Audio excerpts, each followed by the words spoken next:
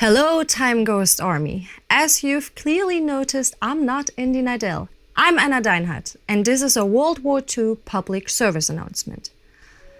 When you think of the Second World War, it's often about a revolution in fighter and bomber planes, carpets of bombs falling over cities, swift-moving tank battles, massive amphibious landings, huge naval battles, men fighting, suffering and dying, burning oil, smoldering iron, dismal prisoner of war camps, Gestapo raids, the SS, the Campertei, horrid abuse, torture, senseless death in the tens of millions. But it was more. After all, it was a world war, and for 6 years it dominated every aspect of human life on and behind the front lines. It shaped the music of the time, art, films, theater, literature, and fashion changed as the world went up in flames. Sometimes to reflect the horror, sometimes to offer distraction, a moment of normality.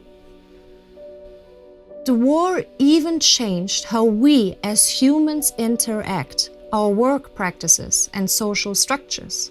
Family, friendship, and sex took on new meanings. Young women and men across the globe were confronted with modern times in a way that none had been before. It changed them. It changed the world. It changed it for all of us in a way that is still felt in 2020. It is these events, the events far away from the battlefield and the killing fields, but still so essential to the global conflict, that I will present in our new series On The Homefront.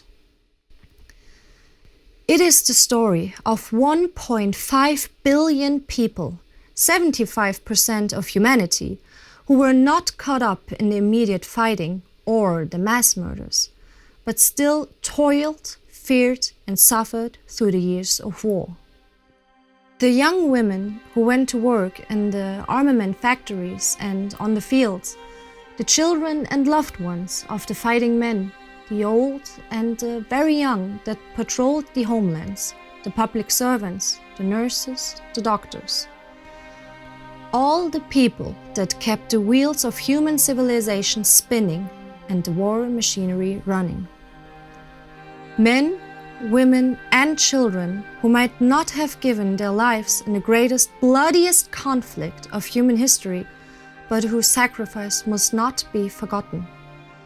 Those that not only lived through the war, but many of whom came out of it determined to make the world a better place. People like my grandparents, who served on the front and the home front in Nazi Germany, and then went on to work together with their former enemies, the British, to rebuild Germany into a better, safer, democratic, tolerant, fairer and more humane place. It is they and all of their counterparts on all sides of this war that this series will remember starting in March 2020.